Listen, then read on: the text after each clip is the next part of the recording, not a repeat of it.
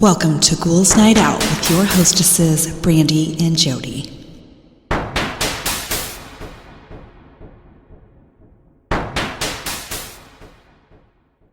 Hello, beautiful ghouls. Welcome. This is Brandy. I'm here with my sister, Jody. Hello. So sorry about last week again. That's my fault. I ran off the road because the roads were freaking icy. So, yeah, I didn't want to drive. I don't blame you. Anyway, I have some kiddos that have questionable intelligence. These are stories from their parents to start off with. Told my kid that carrots help you see in the dark. He then went into the basement with a carrot and started waving it around like a flashlight. Oh my gosh, that's hilarious. When my youngest son, who was 10 at the time, was getting his ears checked at the pediatrician, they found a foreign object in his left ear. Said object was a dead housefly, because he thought sticking a fly in his ear would give him flying powers. Oh my god. He had caught it and shoved it in there alive about a week prior. Ew. Oh my god. I wonder how much noise it was making. Oh my gosh. That's horrifying. Next one, when I asked my 14-year-old if she could get me a piece of cake, she cut it, forgot why, then ate it. Teenagers. One day after school, my brother and I met up with my dad, he worked at the school, and the janitor, and began walking to the parking lot. We passed the elementary building, and the janitor lets out a huge sign about some punk writing their name on the facade. My dad looks over and said, "It's the same name as my kid, but at least his name is spelled differently since it's a C. There's a C in it." Loud gasp. My brother, I forgot the C. He was not the sharpest tool in the shed. Did that make any sense to you? No, it did not. Okay, they were walking out to the parking lot with the janitor, past the elementary building, and the janitor lets out a huge sign about some punk writing their... maybe he was... maybe that's a typo. Maybe it's not a huge sign. Sigh. I don't know. Anyway, next one. Okay. My son spent 18 months of his teenage years telling people he was born in Brazil. He was born in Bristol. My dad's moment was when I made him drive around with me because my car had been making a thunk noise every time I made a turn. After 15 minutes, he announced it was my baseball bat in my trunk rolling around. 3-year-old is preparing for his bath. His underwear looks strange, but I'm distracted with his brother. Kid takes off one pair of underwear, then a second, then a third. I asked him why he was wearing 3 pairs of underwear. Kid looks at me like I'm an idiot. Mom told me to put clean underwear on every day. Oh no.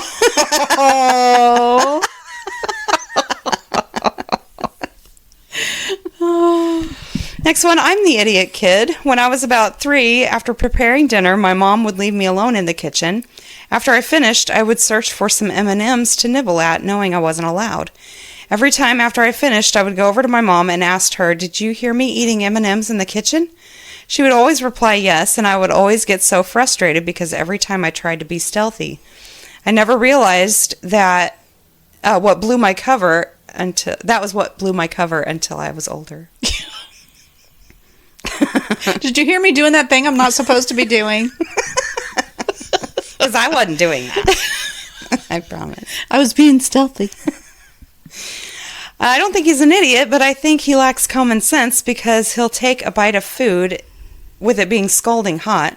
He'll cry and act like he's dying, but won't spit it out. He'll say, "Mommy, it's hot," and I'll say, "Well, I told you to wait till it's cooled down." Or then blow on it, or something to that effect. He'll say no, and then continue taking hot, scalding bites and crying that it's too hot. My 13-year-old son was sniffing really hard and moving his head all around the area he was standing in. Slightly concerned that he had lost his mind, I asked him what he was doing. He told me, "I farted. I'm trying to smell it all up so you don't have to smell it." Oh my gosh. He's a thoughtful idiot. Like it's all going to go up his nose and go away. None for anybody else. He was getting that off the cartoons. You know when you see I need a jacket for my legs, said by my 13-year-old who does not know what pants are. My brother couldn't remember the proper name for shoes, so he called them foot houses. Mom confirmed that day that at least one of her teenage children was a bit doughy on top. He was a teenager? Oh my gosh. Foot houses. No, it doesn't say how old he was. He just says my brother. So, when one of my daughters tries to insult the other by telling her how ugly she is, they're identical twins.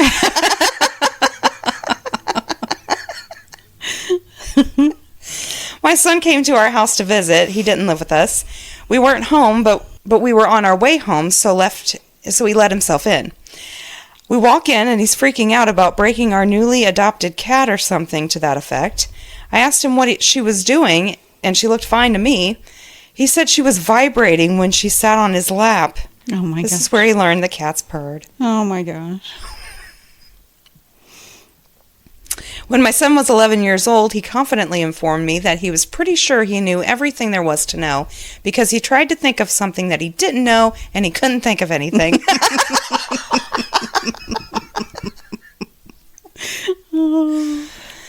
I've got myself one of those smart idiots. 4.0 middle schooler cannot operate a door, buckle, lock, or latch, even if she's seen it done before. Has twice caught the microwave on fire trying to make popcorn. We're not even sure how. I don't think she could find her way to her friend's house around 3 corners if her life depended on it. Hopefully she will find some sort of job near her house that requires deductive reasoning, but maybe doesn't have its own office with a key. Anyway. And my last one, his car battery died while he was parked at a storage unit while he was home on leave from the Army. Come to find out, he had turned his car off to save gas, but had left the heat, blowers, and seat warmers on so his girlfriend wouldn't get cold. What? He turned the car off, like it was just on the on position, so like stuff could still be on, so his girlfriend wouldn't get cold. Oh. But his car died because... All right, so this week I am reading some stories from a book called Strange Intruders that is written by David Weatherly. The first story is called The Carolina Grinning Man. Ooh, creepy. I do not like that. No. I've seen the grinning man.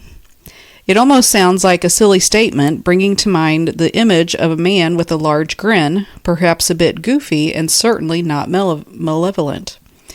But sometimes it's the most subtle things that are the creepiest.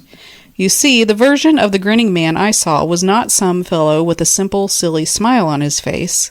No, this was a very strange character, certainly out of place and somehow quite disturbing.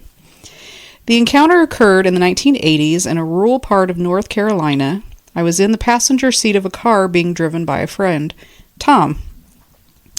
I'd known Tom for a number of years, and we frequently took trips and explored back roads around the area. Tom often stated he believed I was a magnet for weird events and that he took a chance hanging out with me so much. His assertions were proven late one afternoon as we drove along a winding road lined with trees on both sides. There was only an occasional farm along this route, and it was a pleasant drive. We cruised along at a fairly moderate pace, maybe 45 miles an hour, not really in any hurry. As we rounded one curve, the road headed into a long curve in the opposite direction. Looking ahead, I saw someone standing on the right side of the road just ahead. I focused on the figure, thinking something looked a bit odd, and as we got closer, I realized the man was wearing a long coat and hat. It was late summer, and even the evenings were warm that time of year. Why was this man wearing a coat? I motioned to Tom and asked him if he saw the man. He shook his head in an affirmative reply, transfixed on the figure. The car seemed to slow down as we approached the stranger. I wasn't sure if Tom was actually letting off the gas or if something else was happening. Later, he would have no clear memory as to whether or not he was lifting his foot from the gas pedal or if something else caused the slow motion effect. As the car approached the figure, he came clearly into focus. He was wearing a long, old-fashioned coat and a formal hat. The hat was cut like a top hat, but didn't seem quite as tall. His right hand was gloved and he held it up, just under his chin. It looked as if he was rubbing his thumb and fingers together. His left arm hung down behind his back. The entire ensemble looked rather Victorian, except visible under the coat was a large shiny belt. The oddest thing, however, was his expression. He was grinning. A wide, leering grin, impossibly large. It distorted his face and reminded me in that moment of the Joker, the Batman's crazed villain always depicted with a grinning face. Everything seemed to move in slow motion as we drifted past the strange tall man. His gaze followed us as we rolled by him. We almost came to a complete stop. I felt a chill as if we had just crossed over the path of something wholly unnatural. I turned around, peering through the back window to get another look at the figure. He was there, standing in the road now, looking towards our car, but as quick as I had turned around, I hadn't seen him move to his new position. It seemed impossible and added to the creepiness of the whole affair. I turned to Tom, who was looking in the rearview mirror, white as a sheet and eyes wide in disbelief. Turning back, I saw the grinning figure still standing in the road, staring at us with his hideous smile. I watched for a moment, then we rounded another curve and I lost sight of him. The car seemed to speed up quickly, and I thought that Tom had slammed the gas pedal down. I immediately asked him to stop and go back. He, of course, expressed the opinion that I was crazy, and there was no way he was stopping, let alone going back to the spot where the crazy guy was standing. Why would you want to go back? He's probably some psycho who watched Friday the 13th too many times, Tom asserted. I didn't think that was the case. We were in an area with few houses, and we hadn't seen any other vehicles parked along the road. Not that there was any place to really pull over anyway. Tom, there was something unnatural about that character. I want to get another look at him. You're damn right he was unnatural. He's some psycho. The debate raged for a couple of miles before I could convince Tom to turn around and at least go back to the bend in the road. We'll go just around the bend and see if he's still standing in the road or if he's waiting for another car to come, I plead. Tom reluctantly agreed to the plan, and we made a U-turn in the road, heading back to the location we'd last seen the grinning man. Rounding the bend slowly, we scanned the road ahead. There was nothing there. Tom completely stopped the car in the middle of the road and just sat there within sight of the spot where we had seen the figure. I jumped out of the car to Tom's loud protests and ran up to the spot where the figure had stood. I was more curious than concerned, and I was confident that Tom would not leave me stranded, despite his aggravation over my actions. I searched the area where the grinning man had stood. There was no sign of a vehicle anywhere, nowhere someone could have pulled off and parked, no hidden driveways. There was, in fact, very little room on the side of the road in this location. There was a deep ditch very close to the road, and the tree line started directly on the other side of the ditch. There was room for someone to stand here and there, and I found the spot where we had seen the figure. There weren't any visible footprints, but the heavy grass did look as though someone had recently stood in it. The odd thing in the area was a strange smell. It was electrical in nature, as though a transformer or something like it had been burning. There were no power lines here, however, and I couldn't find anything to explain the odor. Tom had pulled the car up, yelling out the window and insisting he would leave me there if I didn't get back in the car so we could leave. I complied after a moment, glancing once more up and down in each direction in one last search for the odd grinning man. There was nothing. As soon as I climbed in the car, Tom made another quick U-turn and we sped off. In my friend's mind, the entire incident simply reaffirmed his belief strange things happened whenever he spent too much time around me. I was left wondering about what exactly we had seen. Clearly, someone had stood in the grass where we had seen the grinning figure, yet there was no route the man could have taken to get away from the area quickly. I vowed to return to the area myself and investigate further. I also resolved to myself I would have to start hanging out with people who were just as curious about the unknown as I was. Later that night, a couple of odd events added to the mystery of the day. Just before 9 o'clock, flashes of lightning began to fill the sky. Clearly a storm was moving in.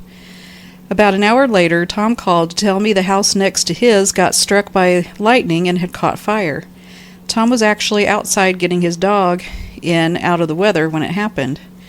Sparks shot up everywhere, he reported. The roof of the house started burning.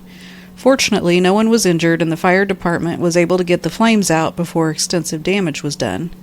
It was an unusual event, and I was immediately reminded of the electrical burning smell that had been in the area around the grinning man. Was he an omen of the event that occurred last night? Some may consider such things mere coincidence, but synchronicities like these often fall into place in the aftermath of encounters with paranormal figures. The night got even more interesting when a half hour after Tom's call, another friend rang me to report his sister and mother had just sighted a UFO. The family lived about 5 miles from Tom, and I learned the sighting had taken place about the same time Tom witnessed the lightning strike on his neighbor's home. At this point, the rain was fairly heavy, but despite the nasty weather, I drove to the location on the off chance something else would happen. Sadly, there were no other anomalous incidents in the area that night. Asking around the next day, I discovered another couple had witnessed strange lights in the sky the previous night. All 4 people who sighted the UFO reported the same thing: a bright light low in the sky that shimmered and pulsed. Initially, the light was white and changed color to amber, then to blue, white, and then back to white. On a number of occasions, I returned to the location where Tom and I had seen the grinning man. My propensity to investigate strange sightings and events was fueled by my desire to decipher what had happened. The closest house to the spot of the sighting was several miles away. Carefully, I asked around the area, trying to root out other sightings or strange events. Not always an easy task in the country. Obviously, I couldn't try knocking at the door of a random farmhouse to ask if they'd seen any strange characters about. The riddle remained: who was the grinning man? Why did he appear, and where did he go? There's never been an answer that completely satisfied the mystery for me. There was scant information available on grinning men at the time. I read again John Keel's accounts as well as the few other related things I could find. Opinions as to the figure's origin were divided. Many thought he was some type of alien. Some believed he was a cryptid or perhaps a ghost. The most amusing input I received came from a contactee who assured me the grinning man was simply a friendly space brother. Great opinion, but friendliness was the last thing that radiated from the chap that I saw on that lonely back road. That was unsettling. And I don't see... So the burning smell is kind of weird. Mm-hmm. But I thought that probably had more to do with, like, energy. You know? Yeah. Since there was nothing around that would actually smell like that. Yeah. But, I don't think it has anything to do with the fact that the neighbor's house got struck by lightning. I don't think so either. It was odd that they saw a UFO. Someone saw a UFO the same night. Yeah. I mean, but did that have anything to do with the man that they saw? Unless he's an alien. Yeah. I was thinking, wouldn't it be funny if she walked up and some weird guy was laying in that ditch, just trying to scare people? Yeah. Boo. He'd be like, "Oh, I didn't expect you to come back." That's unsettling, though. Fucking freaky. And I wonder why I wonder if the car actually slowed down or if it just seemed like it slowed down. That was another weird thing. Yeah. Because if that guy was as scared as they made it sound like, he was not slowing down. Yeah, you would think he would be stepping on the gas. Yeah. That's crazy. It was almost like he couldn't. Yeah. Or it just seemed like it was slowing down or something weird. I don't know. My next one is, it's a chapter called Hiding in Human Form. Ooh, okay. Robert told me about a strange experience he had while living in the Hawaiian Islands. I have to tell somebody about this. I've held it in for too long. What I'm about to tell you is the absolute truth. God knows. Today I live on the West Coast, but in the 1980s I was living in Hawaii, trying to take it easy after some intense years and a lot of travel. The Hawaiian Islands are beautiful, and I was living in a sparsely populated valley. Not long after moving there, I met a couple named Tom and Ann. They lived on the other side of the river from me, so either I would have to walk down to the bridge and walk up the road to their property, or I had to go across the river. Nevertheless, it was in the jungle and there were no street lights. We used flashlights or lighters to walk through it at night. Tom and Ann seemed to be nice people, very hospitable, and Tom was a musician who played guitar and wrote songs, so we got along well. He also had a vast knowledge of plants and had the most beautiful garden I had ever seen. Ann was a wonderful cook. I went over there daily and we became good friends. I did find it weird that they hardly had any other friends or visitors, and Tom always acted like they were hiding from someone or something. They definitely had a strange side to them, but I didn't pry. One night, after I had already lived there for several months, I was over at their house as usual, sitting at the table enjoying food and conversation. I was eating, looking down at my plate. Tom and Ann were saying something when all of a sudden, like a switch went off, they stopped talking in mid-sentence. I looked up from my plate across the table at Tom sitting and Ann standing next to him, and I saw them there, as if frozen in time. Their mouths were wide open, with their eyes and their mouths completely black. And I don't mean normal black. I mean a deep, empty black. Blacker than a black you've ever seen in your life. Almost like another dimensional black. Their mouths as black as their eyes. You could feel the black, if that makes any sense. I was immediately struck with a sense of fear. As I stood up and looked at them, I couldn't believe what I was seeing. I wasn't high, I wasn't drinking. I was just seeing something that I couldn't understand. I sat back down, contemplating running through the dark jungle, full of fear to get home, when everything returned to normal, like a light switch turned back on. It was as if nothing had happened at all. The whole episode lasted about 15 seconds, maybe longer.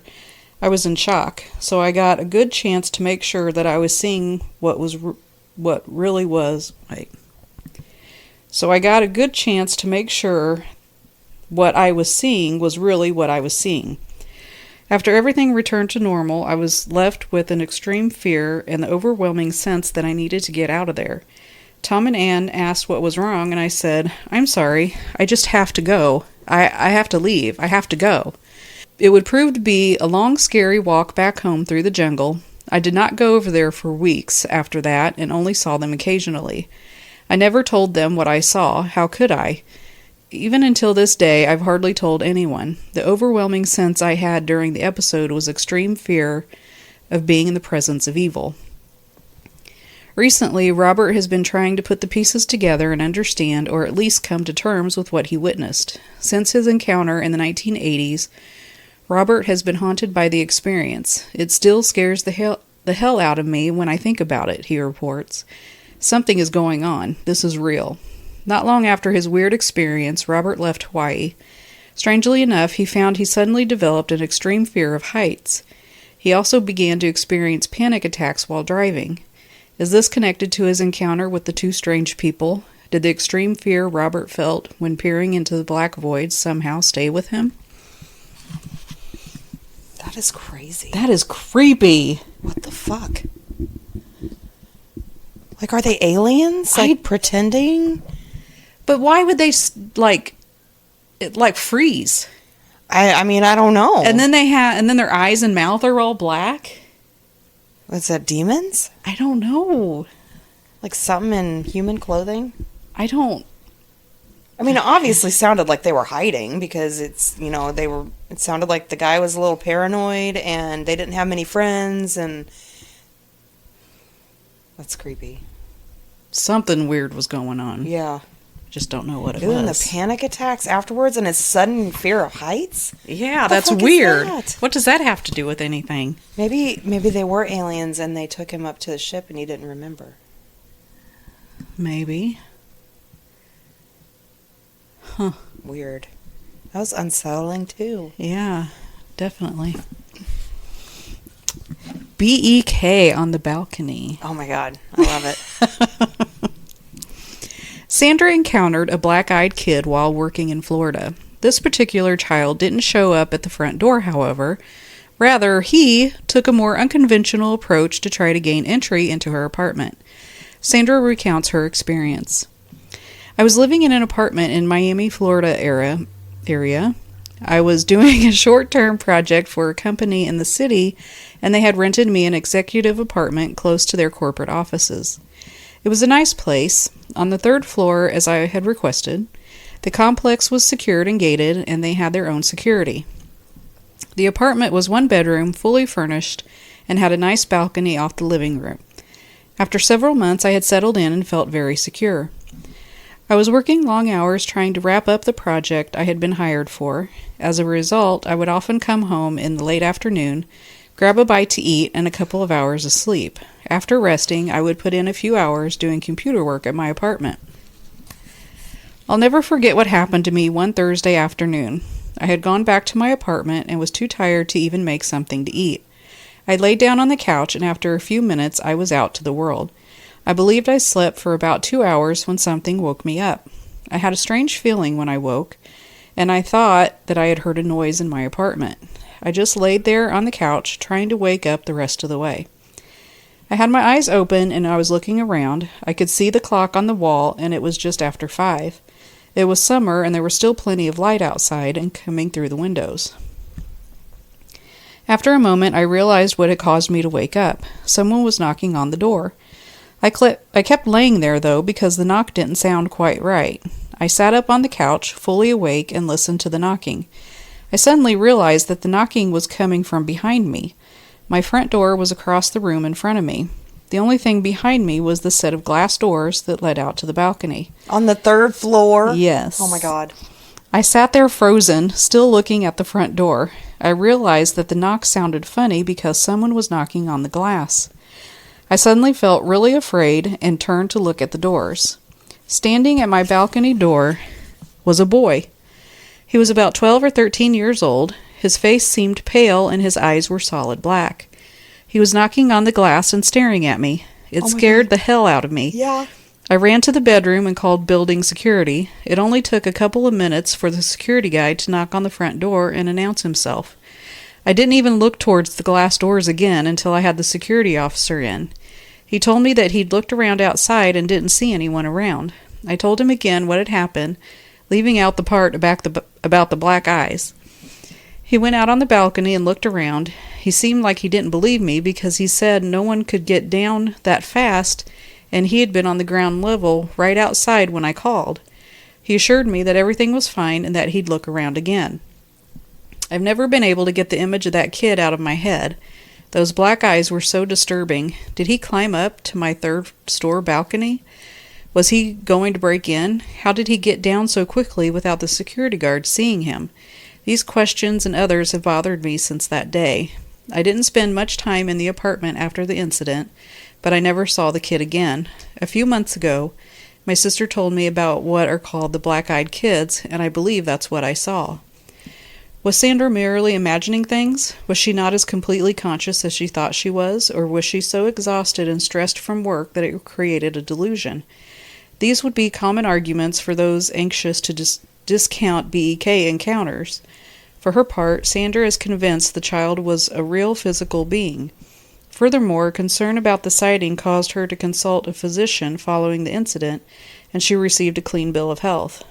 Sandra was never completely comfortable in the apartment after the encounter, and she tried to spend as little time there as possible until her contract was complete.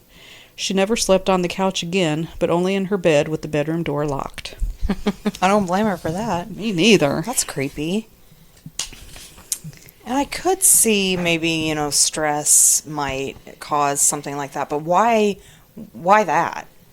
Yeah, and especially someone that didn't know anything about black-eyed kids. And it woke her up because someone was knocking.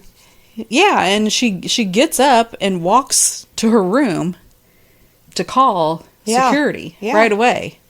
So it's not like she was dreaming. That is so creepy. And he wasn't breaking in. I think he wouldn't have been knocking if he was trying to break in. It's just one of those weird black-eyed kids that want to come in. Yeah. Those stories are so weird. I kind of wish she would have talked to him. I know. It's like, what did he want? Yeah. He wanted to come in. I guarantee that's what he wanted. Ew. Can I use your phone?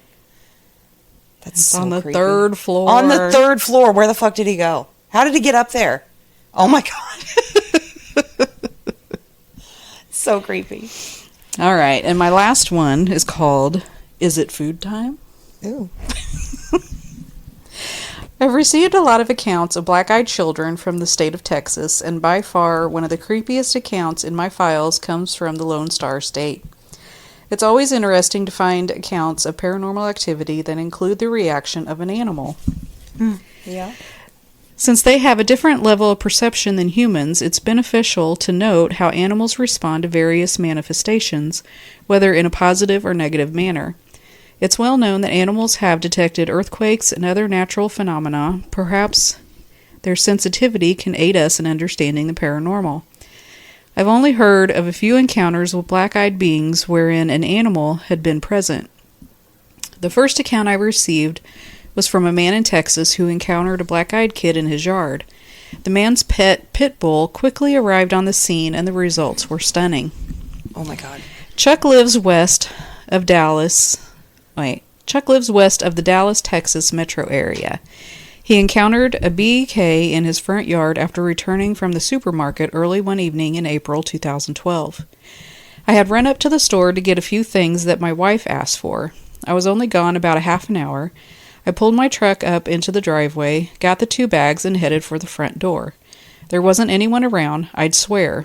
We have a small set of steps that go up to the front door.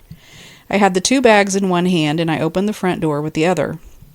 We're pretty far out from the city and sometimes don't lock the doors if we're just running an errand. Just as I pushed the door open, I heard somebody speak to my right. It scared the hell out of me, and I jerked my hand back from the door, just leaving it open. There was this boy standing there. He wasn't up on the steps, he was beside them in the yard. I swear he must have come out of nowhere. He was wearing one of those hoodies with the hood pulled up. It was gray, and he was wearing some jeans. The weird thing was what he said. He asked me, "Is it food time?" I mean, who asks a question like that? I didn't even know what to say. I just stood there trying to figure out who this kid was. I'd never seen him before, and I knew all the folks around us. Then he spoke again. "It's food time. You should invite me in." I thought he was looking at the plastic bags I had and maybe saw the ribs I had in there, but it was such a strange question. I was thinking, this kid's not coming in my house. Just then I heard my dog barking. I could hear him running through the house towards the front door. My dog is a 3-year-old pit bull that I raised from a pup. He's well trained, and he's never once not listened to my commands. He's a great guard dog, and he won't back down from anything or anyone. I've seen this dog kill a rattlesnake before. I watched my dog turn the corner into the living room at a run.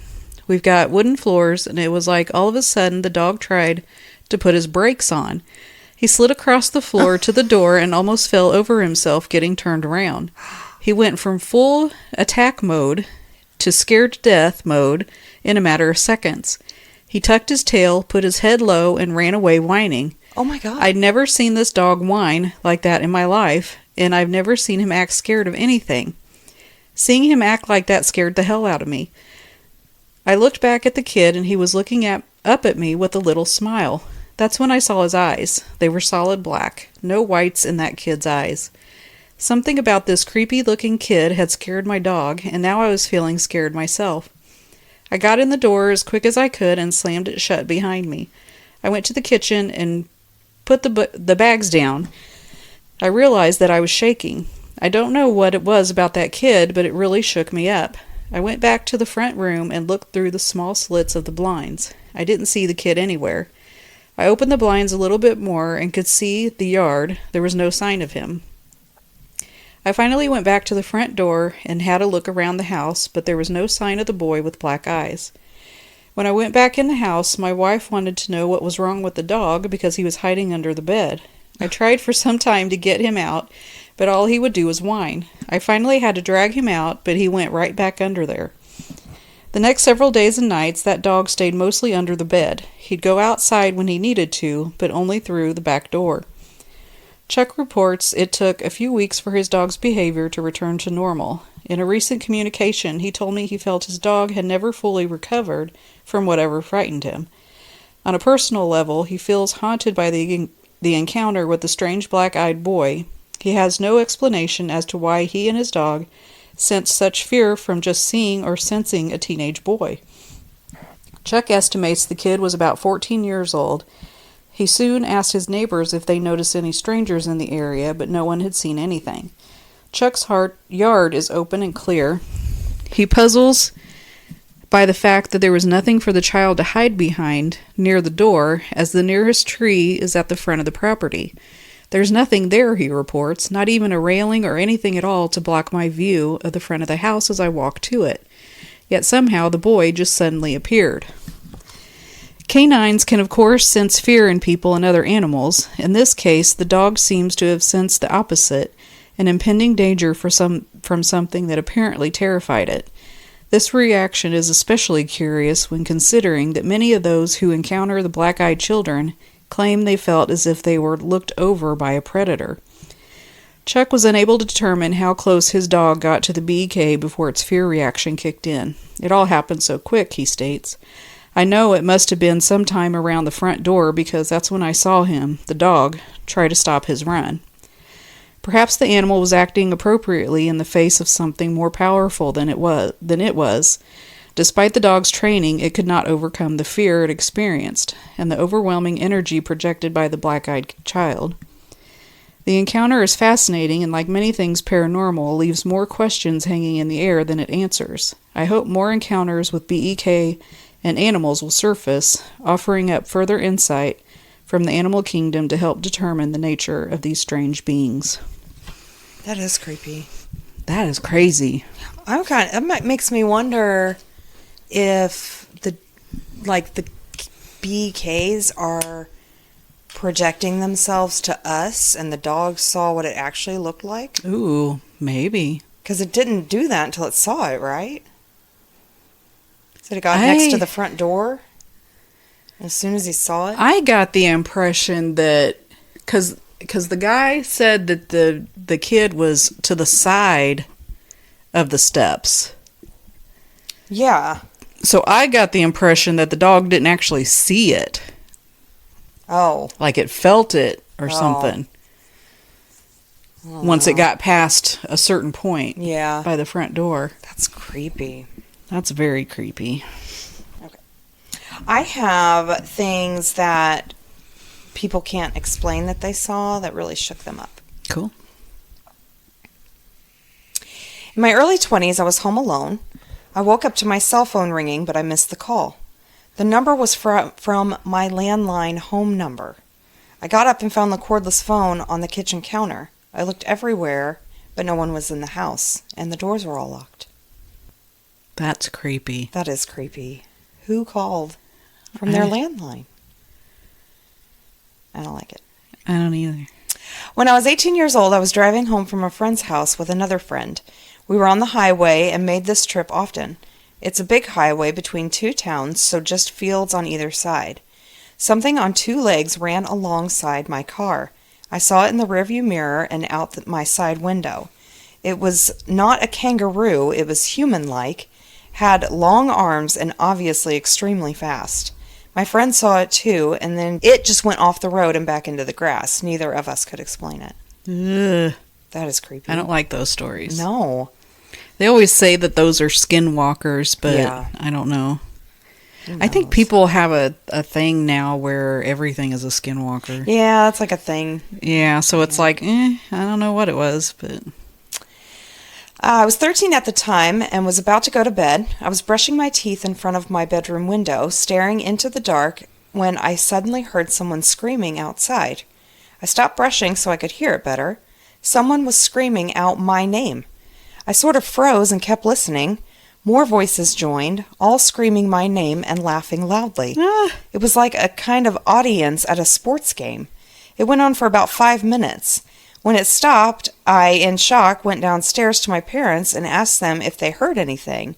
It was impossible not to hear, as it was very loud. They hadn't heard anything. I assume it was some sort of hallucination. I still feel weird when I'm alone in my room at night. That's weird. That is weird. That's creepy. And it's like, if someone's brain is like doing this, why? Yeah. Like, what is that? And just for no apparent reason. Yeah.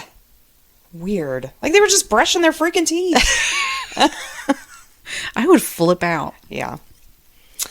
I was walking on a trail on South Mountain in Phoenix when a guy appeared out of the side of the mountain with a lab coat and a briefcase. Just calmly walked towards the parking lot. Okay. That's weird.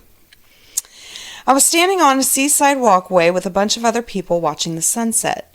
A red orb came speeding down the coastline like 150-meter altitude. I didn't think much of it until it instantly stopped and speeded back the way it came until it was out of sight. No noise, too low for a plane or helicopter, and it wasn't a flare because it was flying too fast. It stopped instantly and then flew back the way it came. Several people saw it, but this was before mobile phones with cameras were a mainstream thing. Sounds like it was going too fast for anyone to catch it anyway. Yeah. Unless they were already videoing the sunset? The sunset, yeah. One night, years after high school, I had gotten married. I had a vivid, very sad dream about the first boyfriend I ever really loved.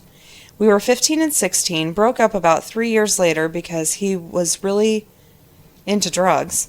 I had this dream maybe 9 years after that. I dreamed I was walking down a crowded sidewalk in some big city and I bumped into him going the direction I just came from. He was crying and asked me for help. I can't remember if the dream changed then or I woke up, but it was just a little snippet of seeing his face. But it was so clear. I still remember how beautiful his blue eyes looked. I don't know why I waited a couple more years to call his mother and ask about him one day when I recalled that dream for some reason, but I did call her. Turns out that he had died in a freak accident around the time I had that dream. He had a car in his garage that he was working on. He had climbed on the hood for some reason to do something. It fell and broke his neck. It was fatal. Now I'm always sad and a little creeped out every time I think about that dream. Probably always will be. Yep. Yeah, that's creepy. I used to be a home health aide for a disabled and elderly. I stayed overnights to help them get up, use the restroom, change, clean them, etc. I used to take care of a man named Mr. M. We kept a large clock alarm that chimed every hour. Every 2 hours, we'd roll Mr. M over and change his pads. We recorded everything that happened in a notebook by the clock. It was a usual day until around 2 a.m. I heard the chimes ring twice, wrote down that I was going in, then went in. Wrote what I did, I changed his pads, wrote the time I got done, then went back to the kitchen where I sat every night, having my laptop set up to pass the time. About 15 minutes pass, I hear the clock chime again, 4 times. I look at my computer thinking the clock was wrong, but no, it was 4 a.m. I look at the notes, no new notes. I write I'm going in and go to change Mr. M's pads. I walk in and he looks at me and asks, "Weren't you just in here?" I said, "Yeah," then went to change his pads. They were dry, which is a rarity. I still have no idea what happened to those 2 hours. It was like 2 hours passed in 15 minutes, and 3 was skipped completely. I was watching a YouTube series at the time, and my video would have ended in that 2 hours. I have no idea what happened. That's creepy. I live outside city limits. There are very few houses near my home and many tall bushes and trees around my house. There is a small mountain at some distance. The nights are very quiet and there is no street lights, so after dark the only lights are the lights from my house and moonlight. There are 2 trees a little far from my house that are standing close to one another.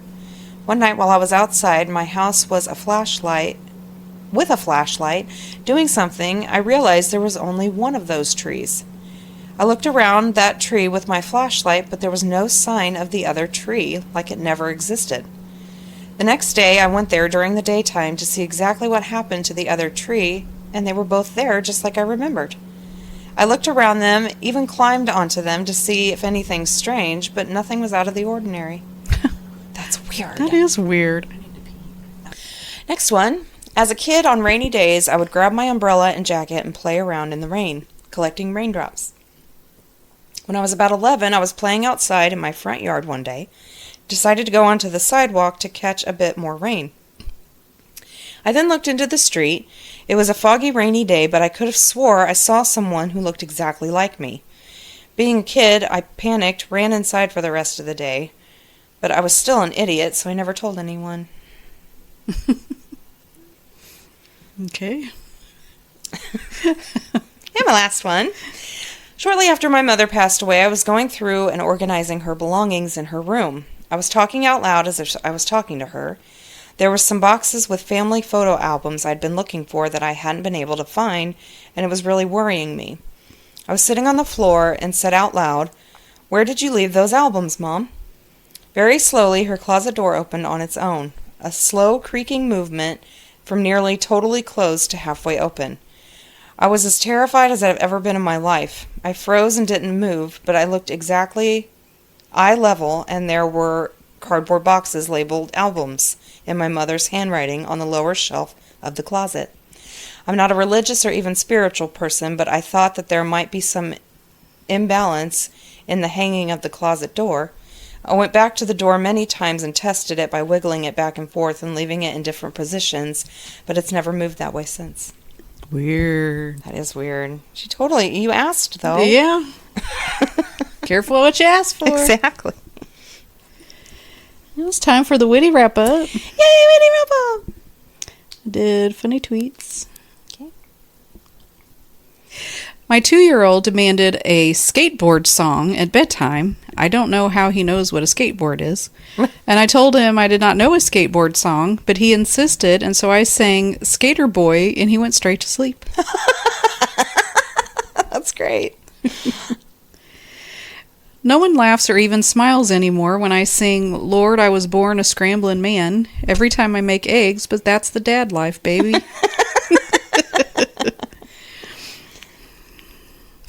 Not to brag, but my daughter ate the fruit I packed in her lunch today, and it shows a picture of a whole apple with one little bitty bite out of it. Oh my God. So proud. Being a parent to a toddler is messing with my vocab. Told someone that I was sorry I was late because I got stuck waiting on a choo-choo train to pass. That happens. It's not your fault. That's great.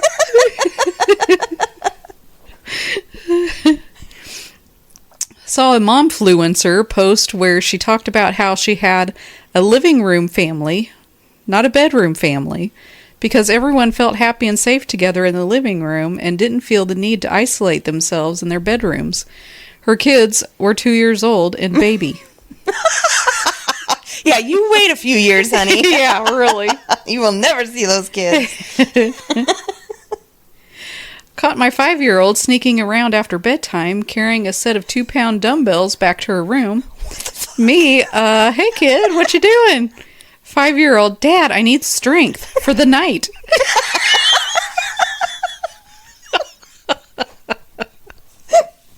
That's great. My 6-year-old got home from school and crawled into bed with a tube of Pringles, so I guess it was a rough day in kindergarten. Sounds like something I would do. I had come to expect that my sons would eventually start calling me bruh. I did not anticipate that I would be calling them bruh in return.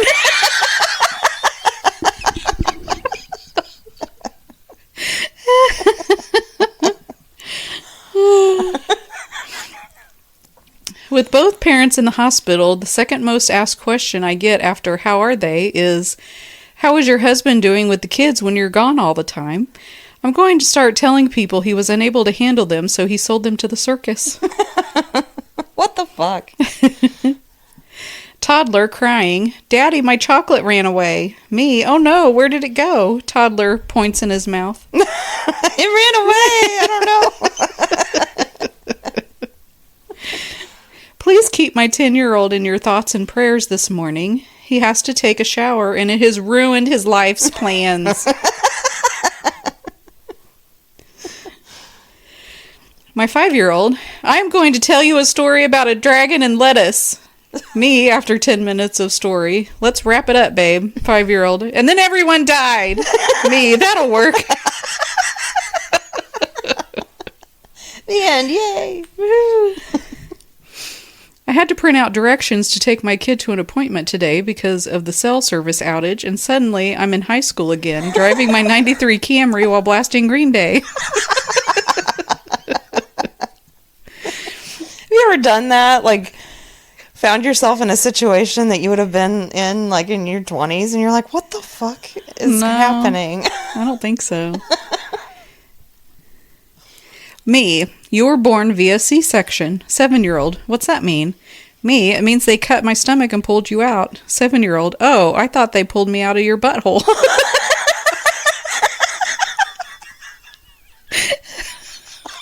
Oh my god, if that was a C-section, that would be awful.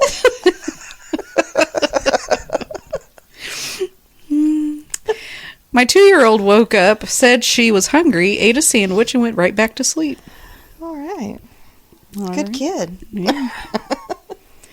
45 minutes into Charlie and the Chocolate Factory, 7-year-old, how does he still have a job?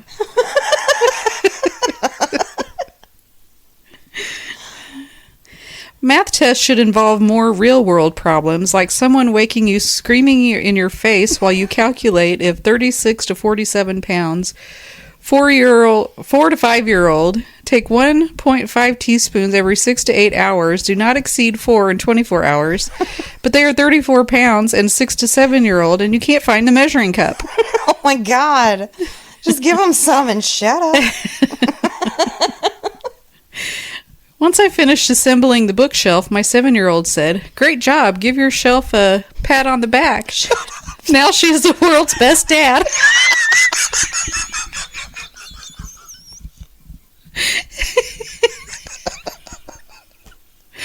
That's hilarious. My toddler gave a warm welcome to my husband's twin brother this weekend, and by warm welcome, I mean he called him Daddy. That would be so confusing. Oh my gosh, it would. There's an ambulance outside as we walk into a store, and when my husband says that someone must be sick or hurt, my 7-year-old loudly proclaims, "But why would they bring them to Walmart?"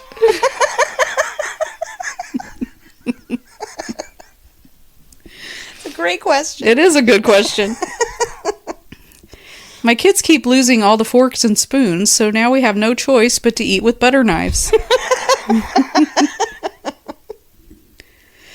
And my last one, 3-year-old, I hit you in the head with the shovel. Me, no thank you. 3-year-old, it's okay, I'll be gentle. And that's all I got. All right. Thank you so much for listening. Send in your stories. We need them. goalsnightoutpodcast@gmail.com. You can rate, review, and subscribe wherever you listen, and we will talk to you next week. Later. Bye.